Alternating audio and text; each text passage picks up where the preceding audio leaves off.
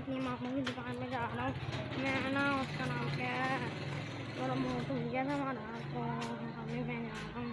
हाँ वो ही लेके जा रहा हूँ।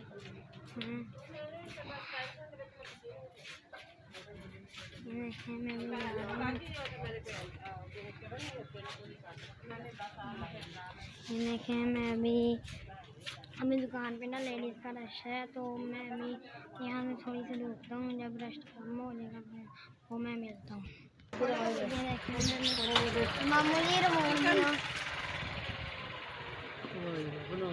मैं मोड़ दिया। किन्ने का? 150 रुपये का। ठीक है।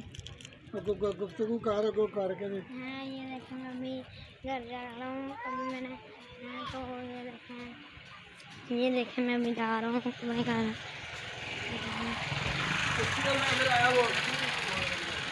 लाइक शेयर सब्सक्राइब करना